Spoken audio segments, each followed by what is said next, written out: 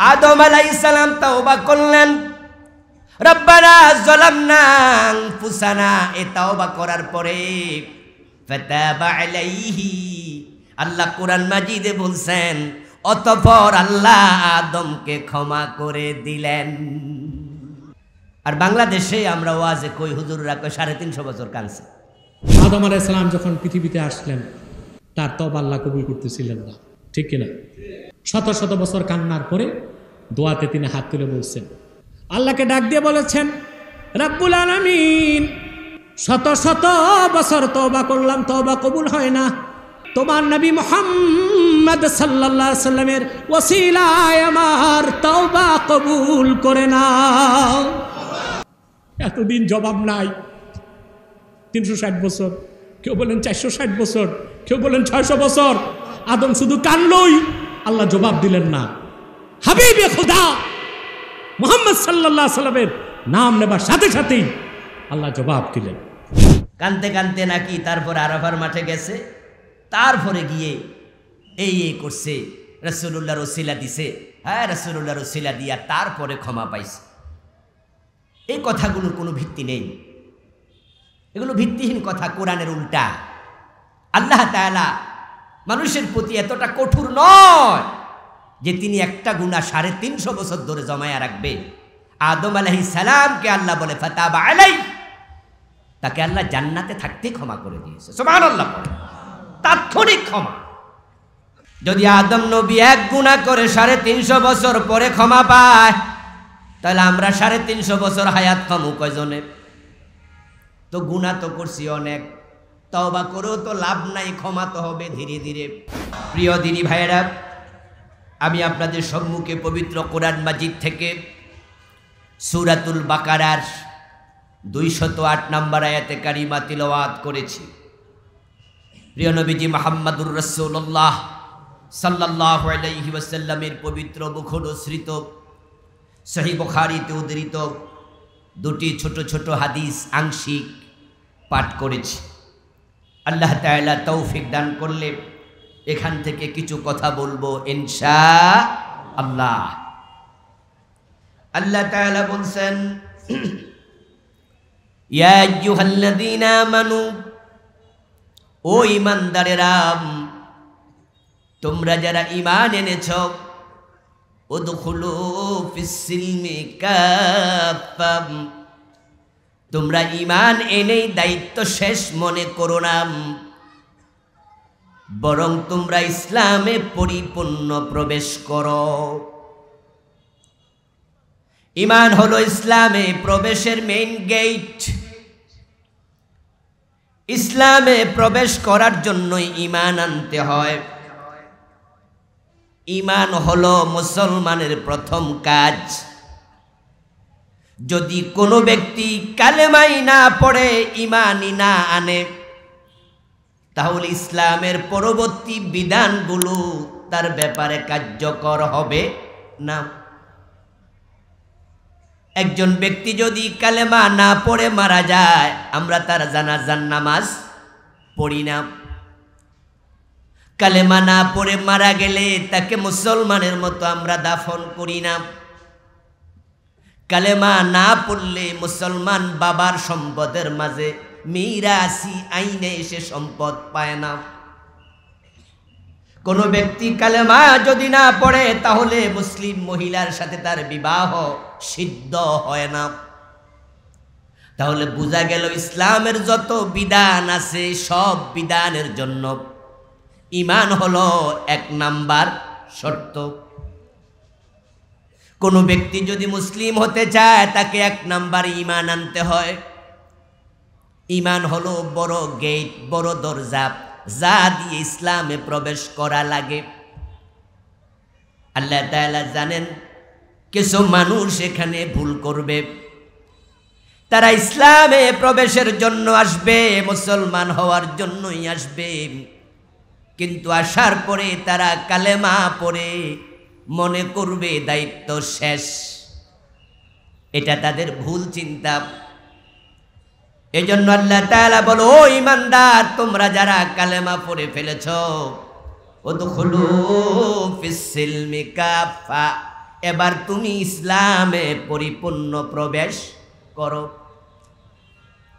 কোরআন মাজিদ আল্লাহ বলছে আকিমুস সালাত, নামাজ কায়েম করো। এই অর্ডারের কারণে নামাজ কায়েম করা আমাদের জন্য নফল না ফরজ। আল্লাহ তাআলা বলছেন কুতিবা আলাইকুমুস সিয়াম, তোমরা রমাদানে রোজা রাখো। যে ব্যক্তি রমাদান পাবে সে যেন রমাদানে রোজা রাখে। আল্লাহর অর্ডারের কারণে রমাদান মাসে রোজা রাখা নফল না ফরজ। যে ব্যক্তির সামর্থ্য আছে আল্লাহর ঘর পর্যন্ত পৌঁছার সে যেন হজ করে। সামর্থ্যবান ব্যক্তির জন্য হজ করা নফল না ফরজ। আল্লাহ অর্ডার দিলে সেটা পালন করা ফরজ, এটা আপনারা বুঝেন। এবার তিনি বলছেন উদখুলু ফিস-সিলমি কাফা, ইসলামে পরিপূর্ণ প্রবেশ করো। এই অর্ডারের কারণে ইসলামে পরিপূর্ণ প্রবেশ করা নফল না ফরজ। কিন্তু বাংলাদেশের লোকদের কাছে পরিপূর্ণ ইসলাম পাওয়া যায় এমন কয়জন আছে? 100-র মাঝে 95 জন পাবেন ইসলামের আংশিক মেনে চলছে। আপনি ডানে বামে সামনে পিছে তাকালে হাজারো মুসলমান দেখবেন নামাজ পড়ে 5 ওয়াক্ত, অথচ সুদে টাকা লাগায়। 5 ওয়াক্ত নামাজ পড়ে, ঘোষ না দিলে ফাইলে সাইন করে না। 5 ওয়াক্ত নামাজ পড়ে, কপালে কালো দাগ আছে, ওজনে কম দে, মালে বেজাল দে। হাজি সাহেব মানুষ বোনের জমিন দেয় না, বাপ মরেছে, মা মরছে, 10 বছর হয়ে গেছে, বোনের জমিন ভাইয়ের জমিন জবরদখল করে আছে। নামাজি মানুষ জাল দলিল করে, নামাজ পড়ে, আল্লাহর জমিন আল্লাহর আইনের কথা শুনলে চেহারা কালো হয়ে যায়। যখনই কোরআনের আইনের কথা বলে কত টুপিওয়ালা উল্টা রাজাকার বলে গালি দেয়। ইসলামের মাঝে নামাজ আছে, ইসলামের মাঝে সুদ খাওয়া হারাম সেটাও আছে। ইসলামের মাঝে রোজা আছে, ঘোষ খাওয়া হারাম সেটাও আছে। ইসলামের মাঝে হজ আছে, ওজনে কম দেয়া মালে বেজাল দেয়া নিষেধ সেটাও আছে। নামাজ রোজা হজ যাকাতের কথা যেমন আছে, জমিন যার আইন চলবে শুধুই তার, আল্লাহর আইনে দেশ চালাতে হবে, আল্লাহর কোরআনের মাঝে সেটা আছে না নাই? তো আপনি একটা মানলেন আরেকটা মানলেন না, ইসলাম পূর্ণ মানা হলো কেমনে? এই ফরজে চলছে চরম ঘাটতি। অথচ আল্লাহর বক্তব্য ইসলামে পরিপূর্ণ প্রবেশ করো। ইসলামে পরিপূর্ণ প্রবেশ করার চিন্তা লালন করা ফরজে আইন। এই চিন্তার ভিন্নতা কুফর। এখন পরিপূর্ণ মানতে যাইয়া আমলি ক্ষেত্রে যদি ব্যতিক্রম হয় তাহলে সেটা হবে ফিস্ক। ইসলাম পুরা মানা লাগবে, এই চিন্তা লালন করা ফরজ, বিপরীত কুফর। আর মানতে যাইয়া কিছু ত্রুটি বিচ্ছুতি হবে সেটা হয় ফিস্ক, সেটা কুফর নয়। যেমন চোখের পর্দা ফরজ, মিথ্যা না বলে সত্য বলা ফরজ, ওয়াদা লঙ্ঘন না করে পূর্ণ করা ফরজ, গীবত না করা ফরজ। কিন্তু আমরা যারা এখানে আছি আমরা গীবত কে করিনি জীবনে, মিথ্যা কে জীবনে বলিনি, ওয়াদা 100% পালন করেছি, জীবনে একটাও ভাঙ্গিনি। এরকম হিসাব করলে আমিও করব না, আমরা সবাই কোনো না কোনো বিচ্ছুতিতে আছি। কিন্তু আমাকে যদি প্রশ্ন করা হয়, এই যে আপনি গীবত করলেন, গীবত করা তো হারাম, আমি তখন একমত হয়ে বলবো জি। তাহলে কেন করলেন? আমি বলবো সরি। এই যে আপনি মিথ্যা বললেন, মিথ্যা বলা তো হারাম, এটা তো নিষেধ। আমি বলবো জি। তো বললেন যে বলবো আমি সরি, ওয়াদা রক্ষা করা ফরজ, কিন্তু আপনি তো এটা করেন নাই। আমি বলবো সরি, তাহলে আমার কাজটা ছিল ফিস্ক, সরি বলা হলো তাওবা। আর অপরাধ করার পরে কেউ তাওবা করলে আল্লাহ অপরাধ মাফ করে দেয়।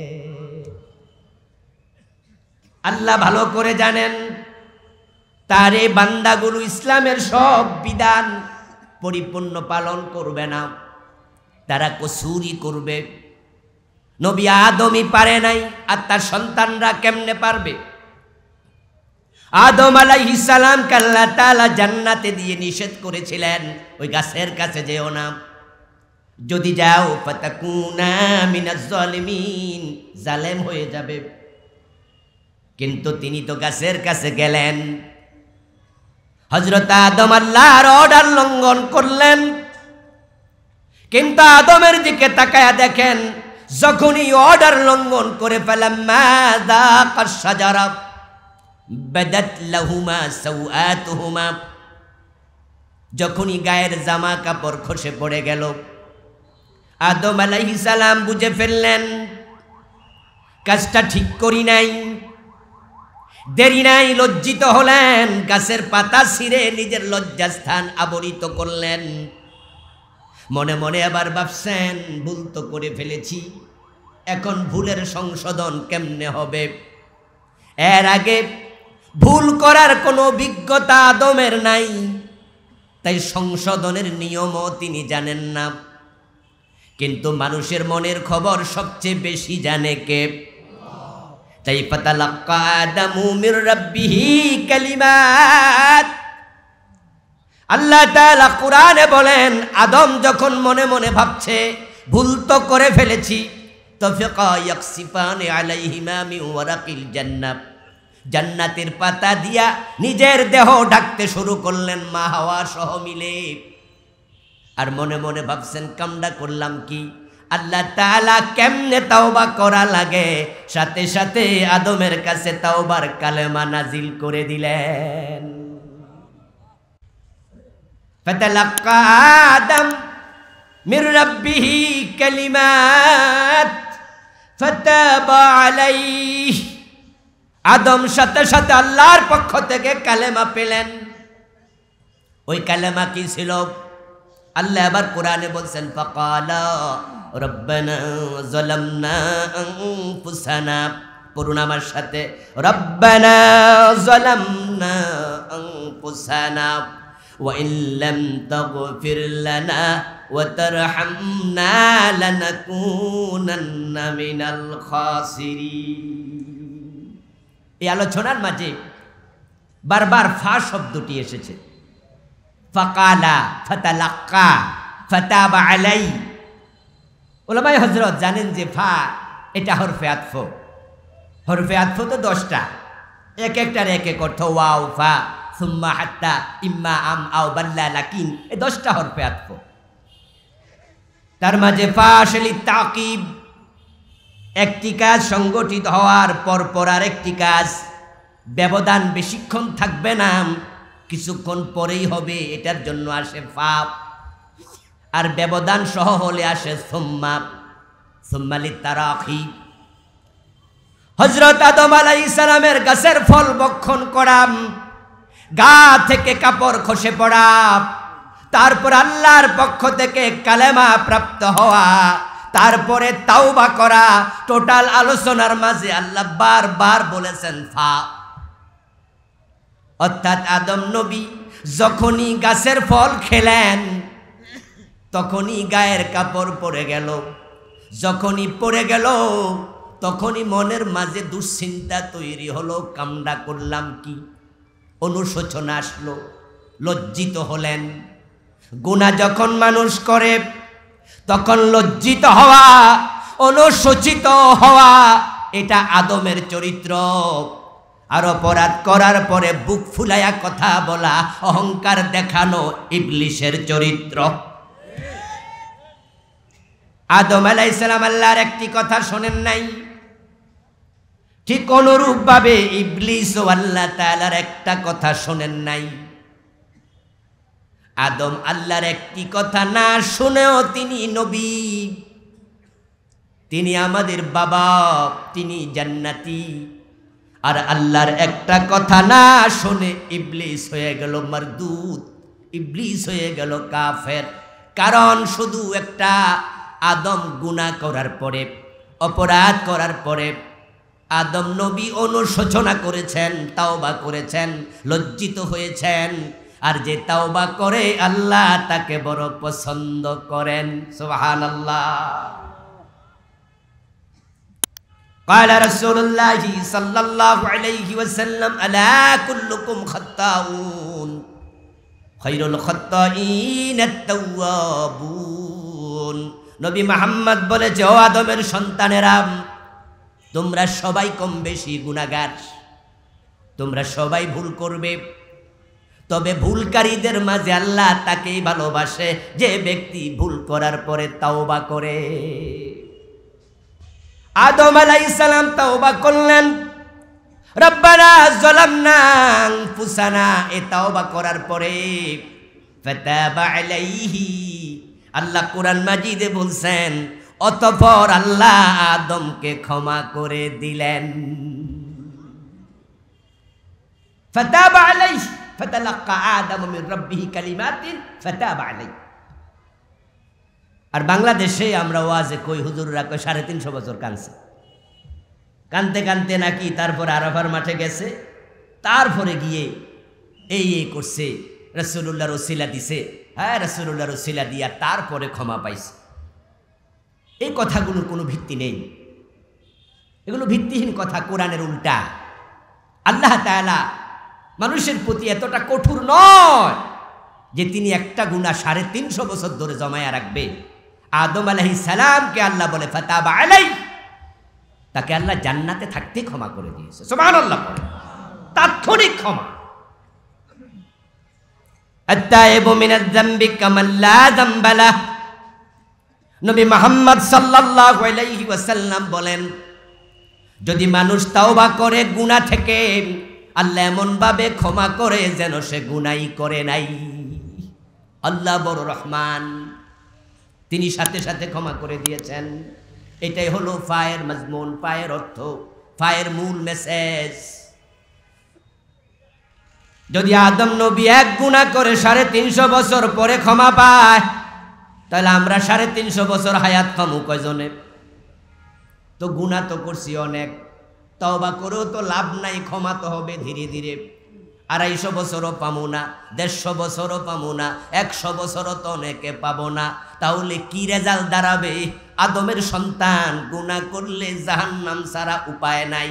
আর যদি তার বিপরীত হয়, তাওবা করলে সাথে সাথে ক্ষমা হয়, তাহলে আল্লাহর রহমান নামের প্রাধান্য পায়।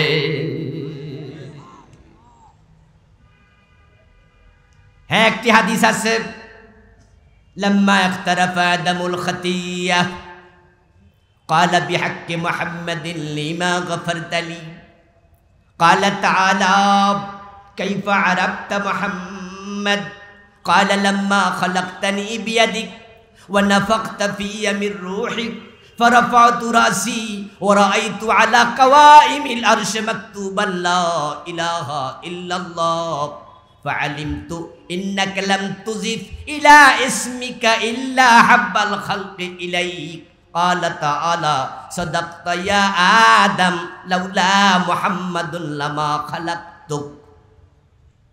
এই লম্বা হাদিসটি আছে। এই হাদিস পড়ে আমাদের আলেম ওলামাদের কেউ কেউ বিভ্রান্ত হচ্ছে, সনদ যাচাই করেনি তাই, কোরআনের আয়াতের সাথে মিলাইনি তাই। কোরআনে আছে ফাতাবা আলাই, আল্লাহ তাওবা করার পর পর ক্ষমা করে দিয়েছে। তো আপনি 350 বছর পাইলেন কই? এই 350 বছরের কথা এই হাদিসেও নাই, কোনো হাদিসে নাই। আমার দোস্ত, ওই হাদিসে আছে রাসূলুল্লাহ সাল্লাল্লাহু আলাইহি ওয়াসাল্লামের উসিলা দিয়ে আদম নবী ক্ষমা চাইলেন। আল্লাহ প্রশ্ন করলেন, আদম তুমি নবী মুহাম্মদকে কেমনে চিনো? কাইফা আরাফতা মুহাম্মদ ওয়ালাম আখলুকহু, আমি তো তাকে এখনো সৃষ্টি করি নাই।